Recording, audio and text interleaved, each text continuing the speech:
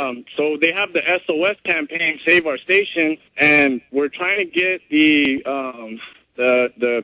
city council members of San Francisco to prevent the government from taking over.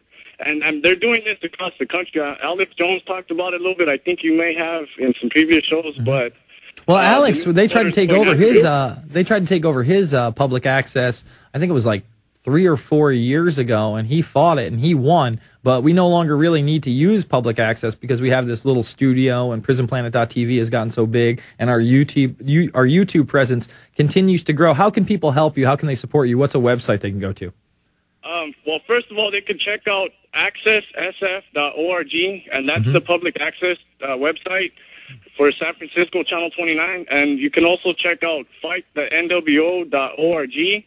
It has a lot of older episodes of Kevin's first shows, and he drops a lot of props to you guys, man. Oh, that's excellent. He loves your work. He tries to spread the same message that you're doing. Every time I call on the show, I tell him that he's the tip of the spear here on the West Coast, because there's not too many people here in the Bay Area that are, anti-New World Order, I guess. No, most people are just loving liberals, man. They really think that Obama's going to save them. What's the good news you got for me? All right, so here's the good news. I attended the Richard M. Haas book signing event here in the city. Mr. Haas, Mr. CFR globalist himself. Did you see? Go ahead. What's that?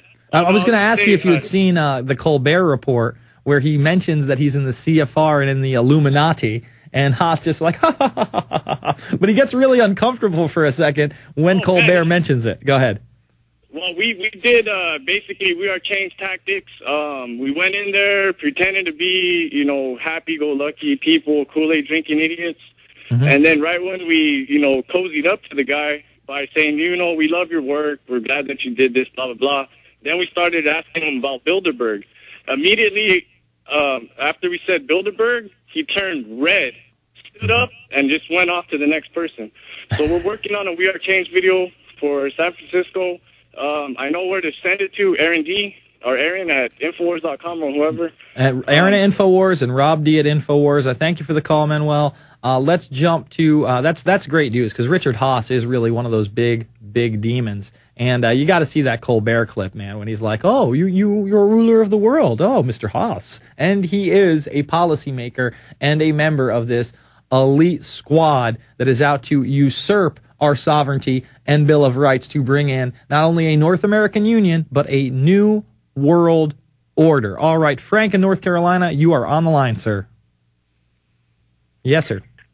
Yeah, hey, Jason, I appreciate you taking my call. I just wanted to send a shout-out to Alex Jones. I've always wanted to talk to the man, but never been able to. I've tried calling a few times over the years during the day, but he was very important in my awakening about 5 years ago. Oh, that's good news. He was also very important in my awakening as well. I think a lot of us. Yes, absolutely. Anyway, I'm very encouraged. I hear a lot of, I listen to your show a lot at night when I'm working out, and I hear a lot of people calling from North Carolina, and I find that very encouraging. I called in once to your show about a week or two ago.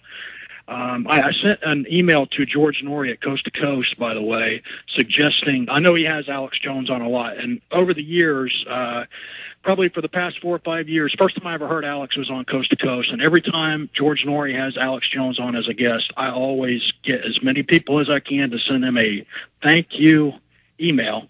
It's a simple thank you email. Hey, thanks for, having the guts to have Alex on and letting him have his say, that kind of thing. And I sent him an email tonight just basically requesting. I've seen Jesse Ventura is running around a lot in the spotlight, and I was just requesting. I thought it would be a pretty interesting time if he would have Alex Jones and Jesse Ventura sometime over the next month. That would be great. On the show at the same time.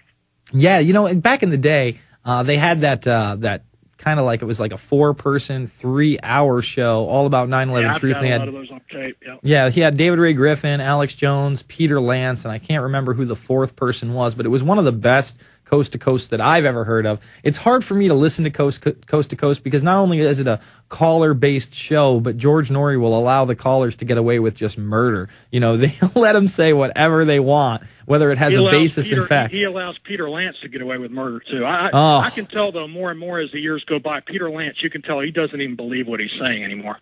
Well, you know, a lot of what he says is true, but he always spins it into incompetence and lack of resources or a rogue element. It's never a concerted plan. It's never actually, you know, a cabal. It's always incompetence or somebody double-crossed us. I mean, he really plays that card that I was talking about with this 7/7 story. You know, it's now coming out that, yes, there were people in the intelligence industry and in the police force that wanted to investigate some of these quote-unquote 7/7 bombers, but the MI5 told them to back off. Well, the MI5 told them to back off because they knew that they would later be patsies and they were really intelligence assets. But they never talk about that. You know, that's what makes me sick about Lance, man. He just will never acknowledge that this was not a triple cross. This was a concerted effort to train Islamic militants in this country and then use drills to set up the biggest terror attack the world has ever seen on 9/11, sir.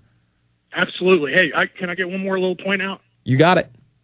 Hey, listen, I've been listening to Alex Jones since 2005. I got stacks and stacks of audio cassettes in here. Mm-hmm. I don't know why. I'm an old-fashioned guy. I'm a 43-year-old old Marine jarhead. I got freaking stacks of tapes. I freaking let anybody that wants to listen to them. But I'll tell you what, I'm awake. I've been awake, and I'm pretty hardened to all this stuff. But the interview that Alex Jones did yesterday with the guy, I can't think of his name right offhand. Perkins, the economic Confessions hitman. of an Economic Hitman. That shit, I've heard him before, but that stuff makes my hair stand up on the back of my neck. Yeah, no, you know, John Perkins is a pretty impressive guy, and he really talks about how the CIA will destabilize countries. You know, he never outwardly talks that he's a member of the CIA, and I thank you for the call, by the way. He actually... You know, he's there as an advisor or a diplomat, and he gets close to these people. They never really know he's an intelligence agent. And if you don't know about Perkins and the Economic Hitman book, go check it out. You know, Bill Burr actually was awakened kind of by Perkins. He ran into him. They started talking. That's the popular comedian over at Comedy Central. We had him on the program. You know, unfortunately, he said he had tapped out on the subject for now, but I'm sure he'll be back into it. I mean... I'd like to get Perkins in one of our films. I'd like to do a sit-down interview with him. I think that he would be excellent for my new film, Invisible Empire, coming to a DVD and Prison Planet near you. If you want to help me out, you can always buy my latest film, Fabled Enemies, make copies, and spread it around the globe. Maybe show it at a school or a church. Sounds like a good plan. Final segment of the Infowarrior on the other side. I'm Jason Bermas, PrisonPlanet.tv, Infowars.com.